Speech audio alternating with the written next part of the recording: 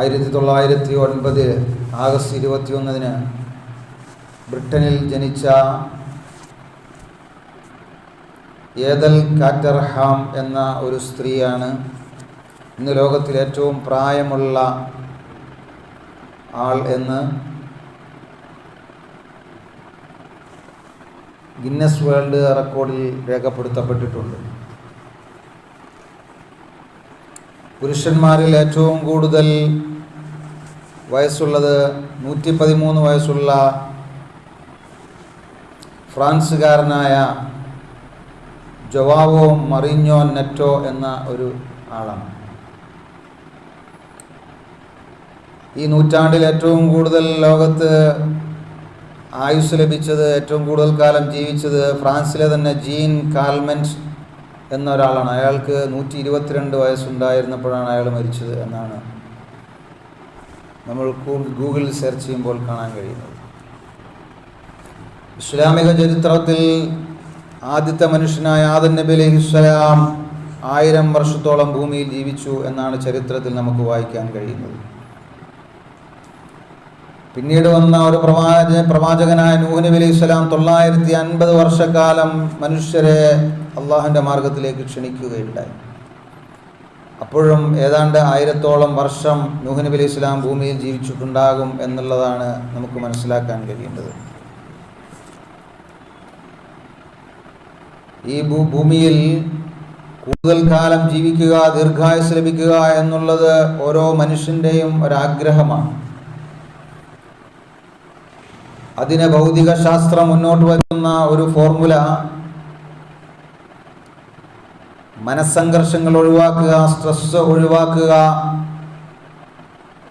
അതുപോലെ നല്ല ഭക്ഷണം കഴിക്കുക, മിതവും ഹിതവുമായ ഭക്ഷണം കഴിക്കുക എന്നുള്ള ഒരു പരിഹാര മാർഗമാണ് അതിന് ഭൗതിക ശാസ്ത്രം മുന്നോട്ട് വയ്ക്കുന്നത്. 1400 വർഷങ്ങൾക്ക് മുമ്പ് റസൂലുള്ളാഹി സ്വല്ലല്ലാഹു അലൈഹി വസല്ലം തങ്ങൾ ഇത് സംബന്ധിച്ച് നമ്മെ പഠിപ്പിച്ചത് മൻ ശറഹു അൻ യുബ്സത ലഹു ഫീ റിസ്ഖിഹി അൻ യുൻസഅലഹു ഫീ അഥരിഹി ഫൽയസിൽ റഹിമഹു. ആരെങ്കിലും ഭക്ഷണത്തിൽ വിശാലതയും ദീർഘായുസ്സും ലഭിക്കുവാൻ ആഗ്രഹിക്കുന്നുവെങ്കിൽ ഫൽയസിൽ റഹിമഹു, അവൻ കുടുംബബന്ധം ചേർത്തുകൊള്ളട്ടെ എന്ന് മുഹമ്മദ് മുസ്തഫ സ്വല്ലല്ലാഹു അലൈഹി വസല്ലം തങ്ങൾ 1400 വർഷങ്ങൾക്ക് മുമ്പ് നമ്മെ പഠിപ്പിച്ചതാണ്. അപ്പോൾ ഭക്ഷണത്തിൽ വിശാലത, ദീർഘായുസ്, അതിനുള്ള മാർഗം എന്താണ്? കുടുംബബന്ധം മുറിക്കാതിരിക്കുക, അത് ചേർക്കുക എന്നുള്ളതാണ്. ആയുസ്സിനെ സംബന്ധിച്ച് റസൂലുള്ളാഹി സ്വല്ലല്ലാഹു അലൈഹി വസല്ലം തങ്ങൾ പറഞ്ഞു, അഅ്മാറു ഉമ്മത്തി മാ ബൈന 60 വ 70. എൻ്റെ സമുദായത്തിൻ്റെ ആയുഷ്കാലം 60-ൻ്റെയും 70-ൻ്റെയും ഇടയിലാണ്.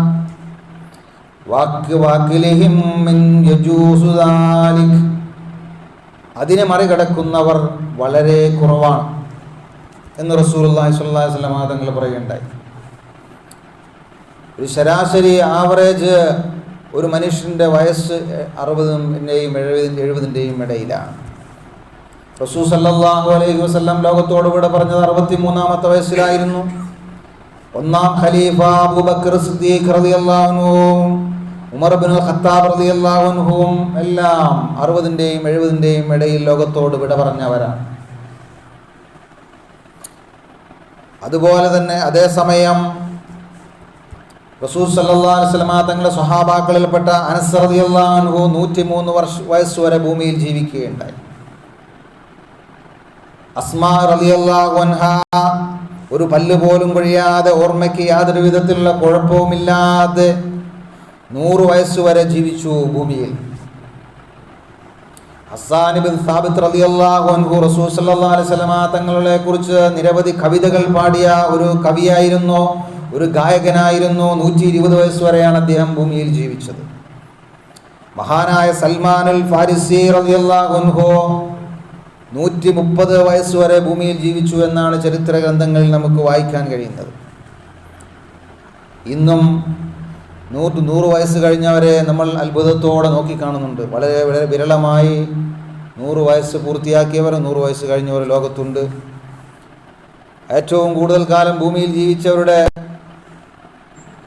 ഇന്ന് ജീവിച്ചിരിക്കുന്നവരിൽ ഏറ്റവും കൂടുതൽ വയസ്സുള്ള ആളുകളുടെ പേരുകളാണ് ആദ്യം ഞാൻ വായിച്ചത്. ബ്രിട്ടനിലും ഫ്രാൻസിലുമെല്ലാം ജീവിക്കുന്നവരാണവർ. അപ്പോൾ കൂടുതൽ കാലം ഭൂമിയിൽ ജീവിക്കുക, ദീർഘായുസ് ലഭിക്കുക എന്നുള്ള മനുഷ്യൻ്റെ വലിയൊരു ആഗ്രഹം, വലിയ അഭിലാഷം, അതിനെ സംബന്ധിച്ച് ശാസ്ത്രം ഇന്ന് വലിയ ഗവേഷണങ്ങൾ നടത്തിക്കൊണ്ടിരിക്കുകയാണ്. എങ്ങനെ ആയുസ് നീട്ടാം, എങ്ങനെ വാർദ്ധക്യത്തെ ചെറുക്കാം, എങ്ങനെ ചെറുപ്പവും ചുറുചുറുക്കും യൗവനവും നിലനിർത്താം, ഇതിനെ സംബന്ധിച്ച് വലിയ ഗവേഷണങ്ങളാണ് ഇന്ന് ശാസ്ത്രലോകത്ത് നടന്നുകൊണ്ടിരിക്കുന്നത്. അത് സംബന്ധിച്ച് ശാസ്ത്ര ജേർണലുകളിൽ വന്ന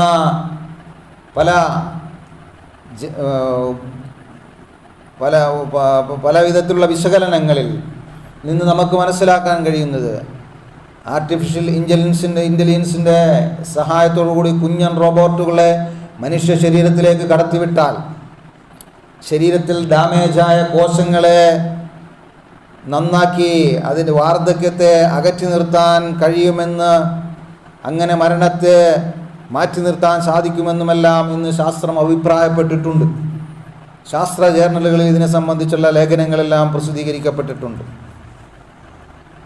അപ്പോൾ മനുഷ്യൻ്റെ ആയുസ് നീട്ടുക എന്നുള്ളത് അസാധ്യമായൊരു സംഗതിയാണ് എന്ന് നമ്മൾക്ക് അഭിപ്രായമില്ല. കാരണം ഇസ്ലാമിക ചരിത്രത്തിൽ വിശുദ്ധ ഖുർആനിലും ഹദീസിലുമെല്ലാം ഒരു മരണത്തിന് ശേഷവും യാതൊരു കേടുപാടും കൂടാതെ ഭൂമിയിൽ മനുഷ്യ ശരീരം സംരക്ഷിക്കപ്പെടുകയും പിന്നീട് പുനരുജ്ജീവിപ്പിക്കപ്പെടുകയും ചെയ്ത സംഭവങ്ങൾ നമുക്ക് വായിക്കാൻ കഴിയുന്നുണ്ട്. വിശുദ്ധ ഖുർആനിൽ സൂറത്തുൽ കഹ്ഫിൽ അതിനെ സംബന്ധിച്ച് പറയുന്നുണ്ട്. സൂറത്തുൽ കഹ്ഫിൽ 7 യുവാക്കളുടെ കഥ പറയുന്നുണ്ട്. റോമിൽ ഭരിച്ചിരുന്ന ദിക്യാനോസ് രാജാവ് എന്ന മർദ്ദകനായ അക്രമിയായ ഒരു ഭരണാധികാരി വിശ്വാസം മുറുകെ പിടിച്ച് ജീവിക്കാൻ അനുവദിക്കാതിരുന്ന ഒരു കാലഘട്ടത്തിൽ വിശ്വാസത്തിൻ്റെ സംരക്ഷണത്തിനു വേണ്ടി സ്വന്തം നാടും വീടും ഉപേക്ഷിച്ചുകൊണ്ട് ഒരു ഗുഹയിൽ അഭയം തേടിയ 7 യുവാക്കളുടെ സംഭവമാണ് സൂറത്തുൽ കഹ്ഫിൽ പറയുന്നത്. അങ്ങനെ ആ 7 യുവാക്കൾ അവർ ഗുഹയിൽ അഭയം തേടിയപ്പോൾ രാജാവിനെ ഭയന്ന് രാജാവ് പുറത്തിറങ്ങിയ രാജാവ് കൊന്നുകളയും, രാജാവിൻ്റെ കിങ്കരന്മാർ പട്ടാളക്കാർ കൊന്നുകളയും, വിശ്വാസികളാണെന്നറിഞ്ഞാൽ, മുഅ്മിനീങ്ങളാണെന്നറിഞ്ഞാൽ. അതുകൊണ്ട് ഭയപ്പെട്ടുകൊണ്ട് ആ ഗുഹയിൽ താമസിച്ച അവരെ അള്ളാഹു ഉറക്കി, 300 വർഷം ഉറക്കി. അങ്ങനെ 300 വർഷത്തിന് ശേഷമാണ് അള്ളാഹു സുബ്ഹാനഹു വ തആല അവരെ വീണ്ടും പുനരുജ്ജീവിപ്പിച്ചത്, ഉറക്കുകയാണ് ചെയ്തത്. അവരുടെ ശരീരം 300 വർഷം മണ്ണിൽ കിടന്നിട്ടും ജീർണിച്ചു പോയില്ല, പുഴുതിന്നു പോയില്ല, മണ്ണിൽ അലിഞ്ഞു പോയില്ല. അവരുടെ ശരീരം എങ്ങനെയാണോ ജീവിച്ചിരുന്ന കാലത്തുണ്ടായിരുന്നത് അതേ നിലയിൽ അള്ളാഹു സംരക്ഷിച്ചുകൊണ്ട് 300 വർഷം കഴിഞ്ഞപ്പോൾ അവരെ അള്ളാഹു വീണ്ടും ജീവിപ്പിച്ചു എന്നാണ് വിശുദ്ധ ഖുർആനിലെ സൂറത്തുൽ കഹ്ഫിൽ പറയുന്നത്. അങ്ങനെ അവരെ പുനരുജ്ജീവിപ്പിച്ചപ്പോൾ 300 വർഷം കഴിഞ്ഞപ്പോൾ ദിക്യാനോസ് രാജാവ് ശിർക്കിനെ പ്രോത്സാഹിപ്പിക്കുന്ന ബഹുദൈവ വിശ്വാസത്തിലേക്ക് ജനങ്ങളെ ക്ഷണിക്കുന്ന, അതിനുവേണ്ടി ജനങ്ങളെ നിർബന്ധിക്കുന്ന ദിക്യാനോസ് രാജാവ് മരണപ്പെട്ടിട്ടുണ്ടായിരുന്നു. പിന്നീട് 3 നൂറ്റാണ്ടുകൾ കഴിഞ്ഞപ്പോൾ ഏകദൈവ വിശ്വാസിയായ ഒരു ഭരണാധികാരി ആ റോമിൽ വന്നു. അങ്ങനെ 300 വർഷം കഴിഞ്ഞ് അവരെ വീണ്ടും ജീവിപ്പിച്ചപ്പോൾ അവരെ ആദരിക്കുകയും ബഹുമാനിക്കുകയും ചെയ്തുകൊണ്ട് അവർക്ക് അവരുടെ സ്മരണ നിലനിർത്തുന്നതിന് വേണ്ടി അവിടെ ആ ഗുഹയ്ക്ക് സമീപം ഒരു പള്ളി നിർമ്മിക്കുകയുണ്ടായി. ഇന്നും ജോർദാന്റെ തലസ്ഥാനമായ അമ്മാന് സമീപം ഈ ഗുഹയും അതിന് തൊട്ടു സമീപം ഈ പള്ളിയും നമുക്ക് കാണാൻ കഴിയുന്നതാണ്. അതുപോലെ 100 വർഷക്കാലം മരിച്ചതിന് ശേഷം 100 വർഷം കഴിഞ്ഞ് ഉയർത്തെഴുന്നേൽപ്പിക്കപ്പെട്ട പുനരുജ്ജീവിപ്പിക്കപ്പെട്ട ഒരാളാണ് ഉസൈർ റളിയല്ലാഹു അൻഹു. ഉസൈർ, അതിനെ സംബന്ധിച്ച് വിശുദ്ധ ഖുർആൻ അല്ലാഹു സുബ്ഹാനഹു വ തആല പറയുന്നുണ്ട്, ഫലസ്തീനിലെ ആയിരുന്നു ഈ ഉസൈർ റളിയല്ലാഹു അൻഹു ജീവിച്ചത്. അവിടുത്തെ ബൈത്തുൽ മുഖദ്ദസ്, ഫലസ്തീനിൽ ബൈത്തുൽ മുഖദ്ദസ് നിലകൊള്ളുന്ന ആ ഗ്രാമങ്ങളെ ബുഖ്തുനസർ എന്ന അക്രമിയായ ചക്രവർത്തി അവിടെയുള്ള ജനങ്ങളെ മുഴുവൻ കൊന്നൊടുക്കി, അവിടെയുള്ള കെട്ടിടങ്ങൾ മുഴുവൻ തകർത്തു, ആ ഭൂമി നാമാവശേഷമാക്കി, അവിടെ ഒന്നുമില്ലാത്ത ഒരു തരിശായ ഭൂമിയാക്കി ആ രാജ്യത്തെ ബുഖ്തുനസർ മാറ്റി. അങ്ങനെ ഉസൈർ ആ ഗ്രാമത്തിലേക്ക്, ആ നാട്ടിലേക്ക് കടന്നു വന്നു. അപ്പോൾ അദ്ദേഹം ഇതാണ് കാണുന്നത്, ഒരു മനുഷ്യ കുഞ്ഞു പോലുമില്ല, ഒരു ജീവജാലങ്ങളുമില്ലാത്ത തരിശായ ഭൂമി. ആ ഭൂമിയിലേക്ക് കടന്നു വന്നപ്പോൾ ഉസൈർ ചിന്തിച്ചു, ഈ ഭൂമിയിൽ ഇനി എങ്ങനെയാണ് വീണ്ടും മനുഷ്യരുണ്ടാവുക, എങ്ങനെയാണ് അള്ളാഹു പുനർജീവിപ്പിക്കുന്നത് എന്നിങ്ങനെ ആൾ ചിന്തിച്ചു പോയി. അപ്പോൾ അയാൾക്കത് ബോധ്യപ്പെടുത്തുന്നതിന് വേണ്ടി, ഉസൈറിനെ അത് ബോധ്യപ്പെടുത്തി കൊടുക്കുന്നതിന് വേണ്ടി ഉസൈറിനെ റളിയല്ലാഹു അൻഹുവിനെ അള്ളാഹു സുബ്ഹാനഹു വ തആല മരിപ്പിച്ചു. അതിനുശേഷം 100 വർഷം കഴിഞ്ഞ് അദ്ദേഹത്തിന് വീണ്ടും ജീവൻ നൽകി. അദ്ദേഹത്തിൻ്റെ കണ്ണുകൾക്കാണ് ആദ്യം ജീവൻ ലഭിച്ചത്. അങ്ങനെ കണ്ണു തുറന്നു നോക്കുമ്പോൾ 100 വർഷം കഴിഞ്ഞപ്പോൾ ആ നാട്ടിൽ നിരവധി മനുഷ്യർ ജീവിക്കുന്നതായി അദ്ദേഹത്തിന് കാണാൻ കഴിഞ്ഞു. അദ്ദേഹത്തിൻ്റെ തൊട്ടടുത്തുണ്ടായിരുന്ന ഈത്തപ്പഴവും അത്തിപ്പഴവും പഴച്ചാറുമെല്ലാം ഒരു കേടുപാടുകളുമില്ലാതെ അവിടെ സംരക്ഷിക്കപ്പെട്ടു. അതുപക്ഷേ അത് അദ്ദേഹത്തിൻ്റെ വാഹനമായിരുന്ന കഴുത മരിച്ചുപോയി, ചത്തുപോയിട്ടുണ്ടായിരുന്നു, അസ്ഥികളായി മാറിയിരുന്നു. അങ്ങനെ ആ അസ്ഥികളെ കൂട്ടിയിട്ട് അത് വേണ്ട വിധത്തിൽ അത് വച്ചിട്ട് ആ കഴുതയും അള്ളാഹു പുനരുജ്ജീവിപ്പിച്ചു, ജീവൻ നൽകി. ആ സന്ദർഭത്തിൽ അള്ളാഹു സുബ്ഹാനഹു വ തആല ഇതിനെ സംബന്ധിച്ച് വിശുദ്ധ ഖുർആനിൽ ഇങ്ങനെ സൂറത്തുൽ ബഖറ 259 ആയത്തിൽ പറയുന്നുണ്ട്. ഇതെല്ലാം കണ്ടപ്പോൾ ആ ഉസൈർ പറഞ്ഞു പോയി, ഫലമ്മ തബയ്യന ലഹു ഖാല അഅലമു അന്നല്ലാഹ അലാ കുല്ലി ഷൈഇൻ ഖദീർ. അങ്ങനെ ഈ പുനരുജ്ജീവനം എങ്ങനെയാണ് സാധിക്കുക, മനുഷ്യരെല്ലാം മരിച്ചുപോയതിനു ശേഷം എങ്ങനെ പുനരുജ്ജീവിപ്പിക്കുമെന്ന് ഉസൈറിന് വ്യക്തമായി മനസ്സിലായി കഴിഞ്ഞപ്പോൾ അദ്ദേഹം പറഞ്ഞു അവിടെ നിന്ന്, അന്നല്ലാഹ അലാ കുല്ലി ഷൈഇൻ ഖദീർ, അല്ലാഹു എല്ലാത്തിനും കഴിവുള്ളവനാണ്, മരിച്ചവരെ പുനരുജ്ജീവിപ്പിക്കാൻ കഴിവുള്ളവനാണ് അല്ലാഹു എന്ന് അദ്ദേഹത്തിന് ബോധ്യം വന്നു. ഇതിൽ നിന്ന് അദ്ദേഹം അവിടെ നിന്ന് പറയുകയുണ്ടായി. അപ്പോൾ അല്ലാഹു എല്ലാത്തിനും കഴിവുള്ളവനാണ്. മനുഷ്യരുടെ ആയുസ് നീട്ടാൻ അല്ലാഹു ഉദ്ദേശിച്ചാൽ സാധിക്കും. മരിച്ചവരെ വീണ്ടും ജീവിപ്പിക്കാൻ സാധിക്കും. അതുകൊണ്ട് തന്നെ ശാസ്ത്രത്തിൻ്റെ പുരോഗതി കൈവരിക്കുമ്പോൾ ഇനി ഇപ്പോഴുള്ള മനുഷ്യരുടെ ആയുസ് നീട്ടാൻ സാധിക്കുകയില്ല എന്ന് നമുക്കാർക്കും പറയാൻ കഴിയില്ല. ശാസ്ത്രം ഇങ്ങനെ കൂടുതൽ പുരോഗമിക്കുമ്പോൾ മനുഷ്യന് അസാധ്യമാണ് എന്ന് കരുതുന്നത് പലതും സാധ്യമായേക്കാം. എങ്കിലും പ്രിയമുള്ള സഹോദരങ്ങളെ, മനുഷ്യരുടെ ഭൂമിയിലെ ജീവിതം വലിയ പ്രതിസന്ധിയിലാകാൻ ഒരു വൈറസ് മതി എന്നുള്ളതാണ് ഇന്നലകളിൽ നിന്ന് നമുക്ക് പഠിക്കാനുള്ള ഒരു പാഠം.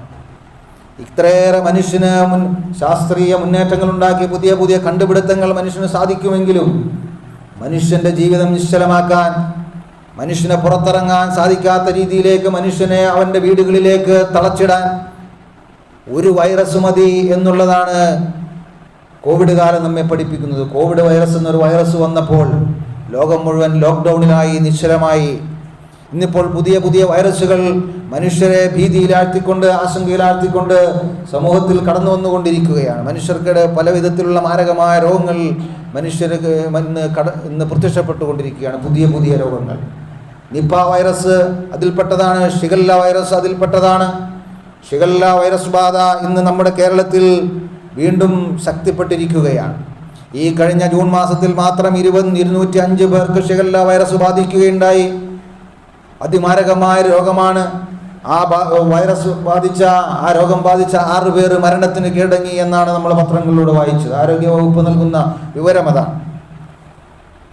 ഷിഗല്ല വൈറസ് മൂലമുണ്ടാകുന്നത് മനുഷ്യന് കഠിനമായ വയറുവേദന, അതുപോലെ തന്നെ അതിസാരം, വയറിളക്കം, കഠിനമായ പനി, അതുപോലെ ലക്ഷണങ്ങളാണ് ഈ വൈറസ് മൂലം മനുഷ്യന് ഉണ്ടാകുന്നത്. വൈറസ് ബാധ കാരണമായിട്ട് മലിനജലം കുടിക്കുന്നത് കൊണ്ടാണ്, അതുപോലെ മലിനമായ ഭക്ഷണം കഴിക്കുന്നത് കൊണ്ടെല്ലാമാണ് ഈ വൈറസ് കുടലുകളെ ബാധിച്ചുകൊണ്ട് മനുഷ്യനെ മരണത്തിലേക്ക് തള്ളിവിടുന്നത് എന്നാണ് മെഡിക്കൽ സയൻസ് പറയുന്നത്. അപ്പോൾ ഇത്തരത്തിൽ ഇന്ന് നമ്മൾ പുതിയ രോഗങ്ങൾ ഇന്ന് പ്രത്യക്ഷപ്പെട്ടുകൊണ്ടിരിക്കുകയാണ്. ഷിഗല്ല വൈറസ് പോലെ ഈ വൈറസ് വലിയ അപകടകാരിയാണ്. ഇതിന് വാക്സിൻ കണ്ടുപിടിച്ചിട്ടില്ല, പ്രതിരോധ വാക്സിൻ. ഇതിന് കൃത്യമായ മരുന്നുകൾ കണ്ടുപിടിക്കാൻ ഇന്നുവരെ കഴിഞ്ഞിട്ടില്ല എന്നുള്ളതാണ്.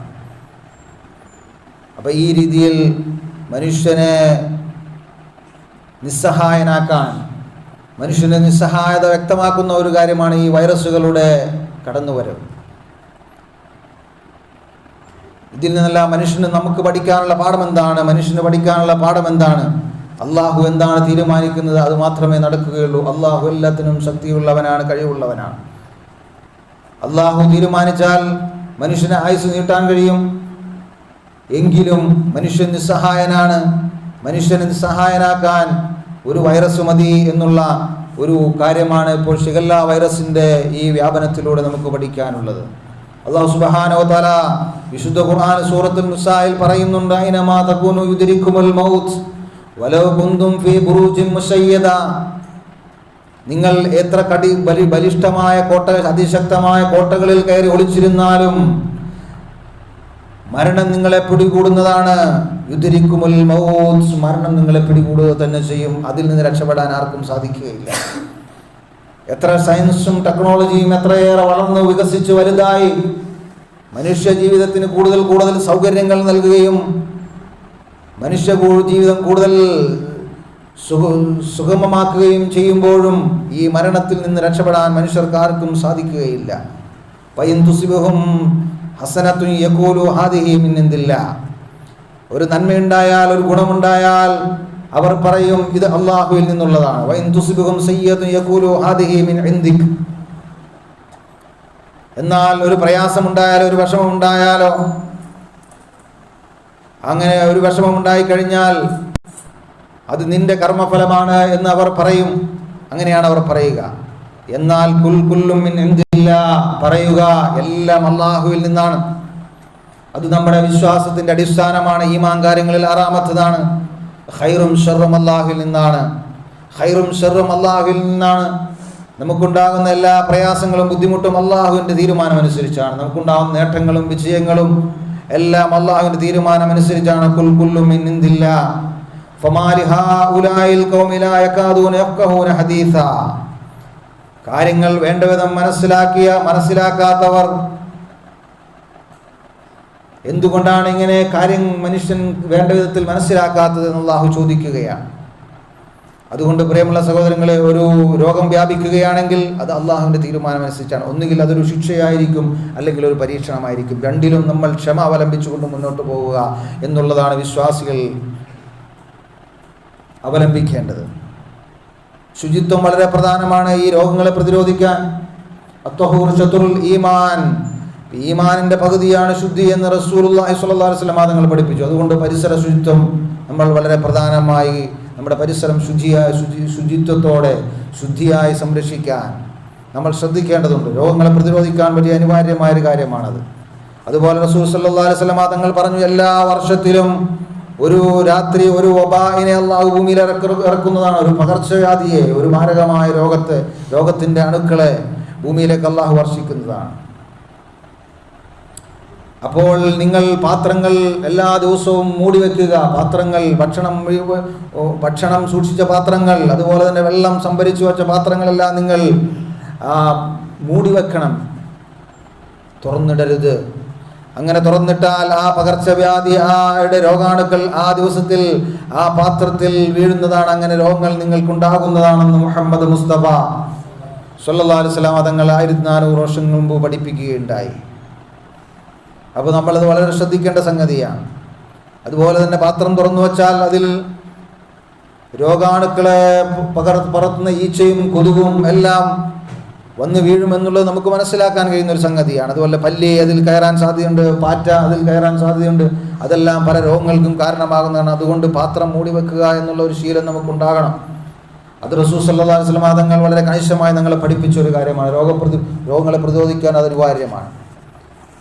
വളരെ ആശങ്കയുള്ള പലവിധ പ്രശ്നങ്ങളിലൂടെ നമ്മൾ കടന്നുപോയിക്കൊണ്ടിരിക്കുകയാണ്. പാസ്പോർട്ട് പൗരത്വ രേഖയല്ല എന്ന് ഈ കേന്ദ്രം വ്യക്തമാക്കിയ ഒരു സാഹചര്യം ആണിപ്പോൾ ഉള്ളത്. അതുപോലെ നമ്മുടെ കയ്യിലുള്ള ഒരു രേഖയും ഇന്ന് പൗരത്വം തെളിയിക്കാൻ അതുകൊണ്ട് സാധിക്കുകയില്ല എന്നും കേന്ദ്രം പറയുന്നു. അപ്പോൾ ഈ രീതിയിൽ വലിയ ആശങ്കകളും ഭയാശങ്കകൾ ഇന്ന് ഉരുണ്ടുകൂടുകയാണ് സമൂഹത്തിൽ. എന്താണ് ഇതിൻ്റെ കാരണം? ഇത്തരത്തിലുള്ള ഭയാശങ്കകൾ ഉണ്ടാകാനുള്ള ഒരു കാരണത്തെക്കുറിച്ച് റസൂൽ സല്ലല്ലാഹു അലൈഹി വസല്ലം തങ്ങൾ 1400 വർഷങ്ങൾക്ക് മുമ്പ് പറയുകയുണ്ടായി, അള്ളാഹുവിനോടും റസൂലിനോടുള്ള കരാറുകൾ ലംഘിക്കുന്നതിൻ്റെ കാരണമായിട്ടാണ് ഇത്തരത്തിൽ അക്രമികളായ ഭരണകൂടങ്ങളിൽ നിന്ന് വലിയ പ്രതിസന്ധികളും പ്രയാസങ്ങളും നമുക്ക് നേരിടേണ്ടി വരുന്ന അതിൻ്റെ കാരണത്താലാണെന്നാണ് റസൂൽ സല്ലല്ലാഹു അലൈഹി വസല്ലം തങ്ങൾ പഠിപ്പിച്ചത്. വലം യൻഖുസു വലം യൻഖുദു അഹദല്ലാഹി വഅഹദ റസൂലില്ലാഹി ഇല്ലാ സല്ലല്ലാഹു അലൈഹിം അദുവം മിൻ ഇൻദി ഗൈരിഹിം. നിങ്ങൾ അല്ലാഹുവിനോടും റസൂലിനോടുള്ള കരാറുകൾ ലംഘിക്കുന്ന സാഹചര്യത്തിൽ പാലിക്കാതിരിക്കുമ്പോൾ പുറത്തുനിന്നുള്ള ശത്രുക്കൾക്ക് നിങ്ങളുടെ മേൽ അള്ളാഹു ആധിപത്യം നൽകുന്നതാണ്.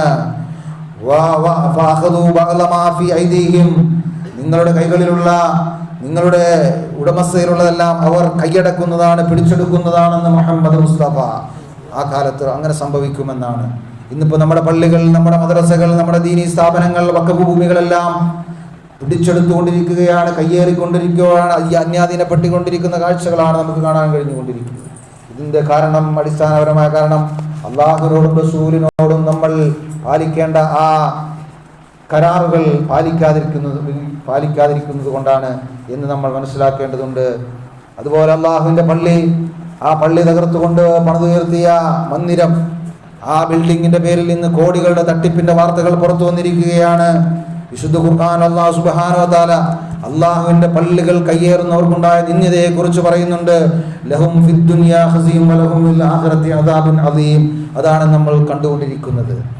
4.5 നൂറ്റാണ്ടുകാലം അള്ളാഹുവിൻ്റെ സുജൂദ് ചെയ്ത ബാബരി മസ്ജിദ് തകർത്ത് തലസ്ഥാനത്ത് പടുത്തുയർത്തിയ ആ ക്ഷേത്രത്തിൻ്റെ പേരിൽ ഇന്ന് അതിൽ നിന്ന് കാണിക്കയായി വന്ന കോടിക്കണക്കിന് രൂപ അപഹരിക്കപ്പെട്ടിരിക്കുന്നു, മോഷ്ടിക്കപ്പെട്ടിരിക്കുന്നു എന്നുള്ള വാർത്ത ലോകം ഇന്ന് കേട്ടുകൊണ്ടിരിക്കുകയാണ്. ഇതിൽ നിന്ന് പള്ളി പൊളിച്ചവരുടെ അവിടെ പിന്നെ പകരം ഒരു ബിൽഡിംഗ് പണിതുയർത്തിയവരുടെ എല്ലാം കാപട്യവും കപടമുഖവും ഇന്ന് ലോകം തിരിച്ചറിഞ്ഞിരിക്കുകയാണ് ഇതിലൂടെ. അല്ലാഹു സുബ്ഹാനഹു വ തആല പറഞ്ഞു, ലഹും ഫിദ് ദുനിയാ ഖസിയ. ആ അള്ളാഹുവിൻ്റെ പള്ളികൾ തകർക്കുന്നവർ, അള്ളാഹുവിൻ്റെ പള്ളികളിൽ ആരാധനാ സ്വാതന്ത്ര്യം നിഷേധിക്കുന്നവർ, അവർക്ക് നിന്ദതയുണ്ട്, അവർക്ക് നിസ്സാരതയുണ്ട് എന്ന് വിശുദ്ധ ഖുർആൻ അല്ലാഹു പറഞ്ഞു. ആ നിസ്സാരതയാണെന്ന് നമുക്ക് ബോധ്യപ്പെട്ടിരിക്കുന്നത്. അല്ലാഹു സുബ്ഹാനഹു വ തആല നമ്മുടെ എല്ലാ പ്രയാസങ്ങളിൽ നിന്നും പ്രതിസന്ധികളിൽ നിന്നും നമ്മെ രക്ഷപ്പെടുത്തി അനുഗ്രഹിക്കുമാറാകട്ടെ. ആമീൻ ബിറഹ്മതിക യാ അർഹമർ റഹീമീൻ. അസ്സലാമു അലൈക്കും വറഹ്മത്തുള്ളാഹി വബറകാതുഹു.